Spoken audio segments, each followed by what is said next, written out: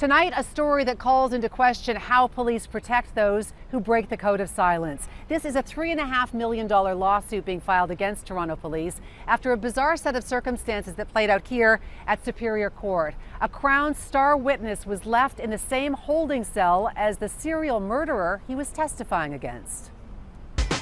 I'm on the late night creep where the graves might be. Come around unknown, get a stained white tee. There was a time when Kevin Williams, a rapper who goes by the name Mayhem Moriarty, was making music with Drake. Messing with the homie Drake, making heartfelt music is the only way. Billed as the next big thing, he seemed destined for fame and fortune. I'm saying getting this money, that's what it is, dog. But his friendship with this man, Mark Moore, one of Toronto's most prolific and vicious killers, landed Williams in jail and now vilified as a snitch.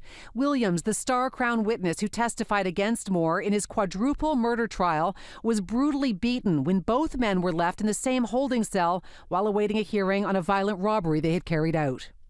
Williams claims he feared for his life, that Moore was jumping off a bench onto his head and that he suffered serious and permanent injuries. This is Williams' $3.5 million lawsuit against Moore and Toronto police for that assault, which happened despite a court order that the two men not be left alone together.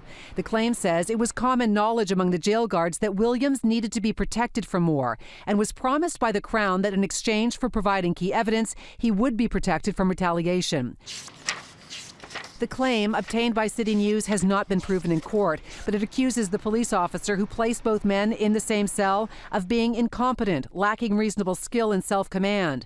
The claim also alleges the officer was impaired by alcohol, drugs, fatigue, medication, stress, or a combination thereof, and that he carried out a conversation on a handheld device while the attack was taking place and didn't provide immediate medical assistance to Williams afterwards. Toronto police have long struggled to convince witnesses to come forward, battling the snitches get stitches mentality. The fact a star witness couldn't even be protected in the court system has raised eyebrows. The informant privilege is absolute and has to be protected. And, one would say about other people, if you're going to come forward, you have to be protected. And so the fact that he wasn't and that there was an action that took place has to be dealt with, because otherwise, of course, the future would be very bleak for anyone coming forward. Police won't say if that officer has been disciplined, citing the upcoming civil suit, but they do say an investigation was conducted and it was determined that the procedures, if followed as they should be, are adequate.